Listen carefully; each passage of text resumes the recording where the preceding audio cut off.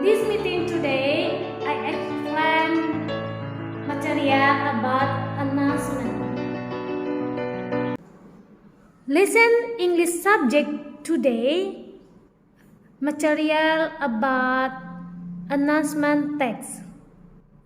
You are always listen announcement in the mall, market, in the school, office, or airport, in the plane for passengers.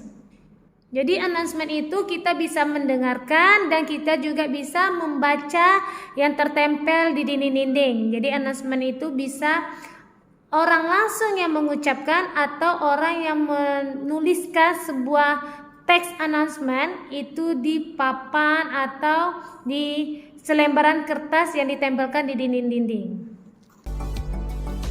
Di sini kita akan membahas announcement tentang definition, social function, generic structure, kind or type, and language features.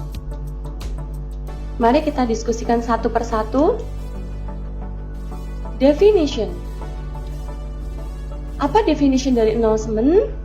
Announcement is an official notification about something in written or spoken form which presented to the public. Pengumuman adalah pemberitahuan secara resmi tentang sesuatu yang disampaikan secara tertulis maupun lisan yang ditujukan kepada publik atau masyarakat luas. Social function atau fungsi sosial atau tujuannya. Tujuan dari announcement adalah to announce about something such as an event or a new information. Jadi mengumumkan tentang sesuatu seperti kegiatan atau informasi baru. Selanjutnya, to give information to people about what has happened or what will happen. Memberikan informasi kepada orang tentang apa yang telah terjadi atau yang akan terjadi.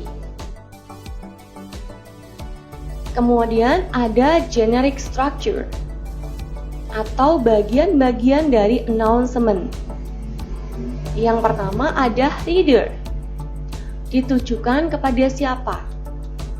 Jadi dalam pengumuman itu ditujukannya mungkin untuk misalnya kalau di sekolah itu ditujukan untuk siswa kelas berapa atau semua warga sekolah, atau misalnya ditujukan kepada guru-guru saja. Contohnya seperti itu.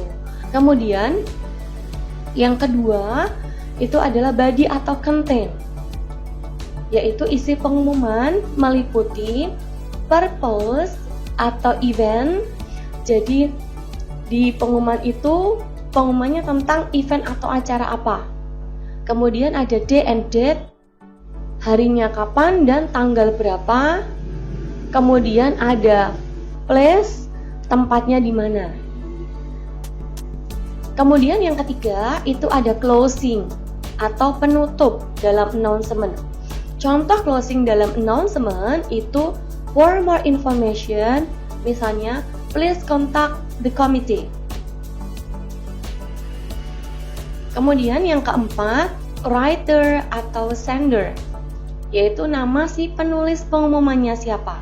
Biasanya terletak di bagian bawah. Kemudian kind of announcement. Jadi jenis-jenis announcement itu ada dua. Yang pertama, written announcement dalam bentuk tertulis. Jadi announcement bentuknya tertulis. Kemudian ada spoken announcement. Jadi yang bentuknya lisan. Jadi ada pengumuman yang bentuknya lisan. And then where we can find announcement. Jadi di mana kita bisa menemukan pengumuman-pengumuman itu? Yang pertama itu kita bisa temukan di school atau sekolah. Misalnya pengumuman akan ada lomba atau pengumuman ada acara OSIS atau acara, misalnya ada peringatan ulang tahun sekolah dan lain-lain. Kemudian yang kedua ada di office, kita bisa menemukan di kantor. Kemudian yang ketiga itu ada di public transportation atau angkutan umum. Kemudian yang keempat ada di public place, tempat-tempat umum. Jadi ini bisa ditempel misalnya di tiang listrik atau ditempel di papan pengumuman di public place itu atau tempat umum itu. Biasanya ada yang disediakan ya untuk nempel koran atau nempel pengumuman. Terus kemudian yang kelima ada electronic media. Electronic media itu contohnya ada di radio, televisi, ataupun internet. Kemudian yang selanjutnya kita membahas tentang language features atau ciri-ciri dari announcement, pengumuman. Yang pertama, using simple present tense. Jadi menggunakan penanda waktu sekarang. Contoh kalimatnya itu adalah all classes must take part in the program. Semua kelas harus ikut serta dalam program itu. Di sini kita menggunakan take part. Take itu dalam bentuk verb 1 atau present tense. Kemudian yang kedua, using simple future tense. Jadi menggunakan penanda waktu yang akan datang atau kejadian yang akan datang. Contoh kalimatnya, our school will hold charity event. Sekolah kita akan mengadakan kegiatan amal. Jadi di sini will itu modal, kemudian diikuti dengan verb 1. Jadi ciri dari future tense itu adalah menggunakan modal. Ini di sini saya menggunakan will dan diikuti dengan verb 1. Jadi will hold. Yang ketiga, using singular or plural noun with or without article a, the, this, those, my, atau their. Jadi menggunakan kata benda singular atau kata benda yang tunggal ataupun yang plural jamak, baik menggunakan atau tidak menggunakan artikel a, the, this, those, my, dan their. Kemudian di sini saya ada contoh announcement. Ini saya sudah jabarkan bagian-bagiannya. Announcement.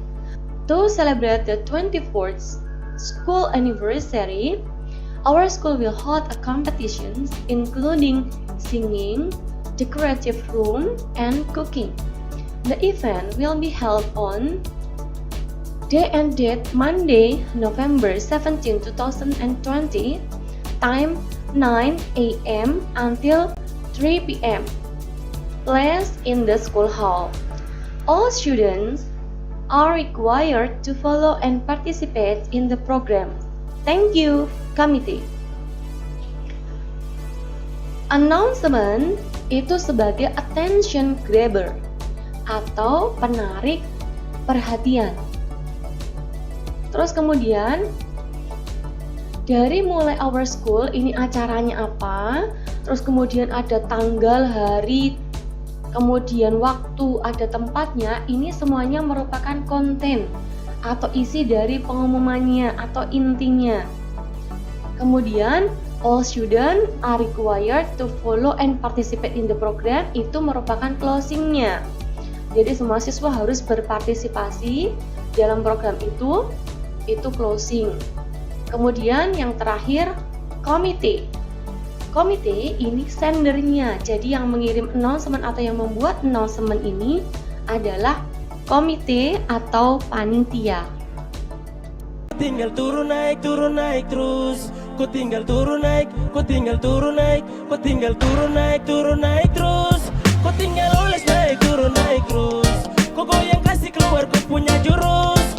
Dimulai bikin deh akal bulus.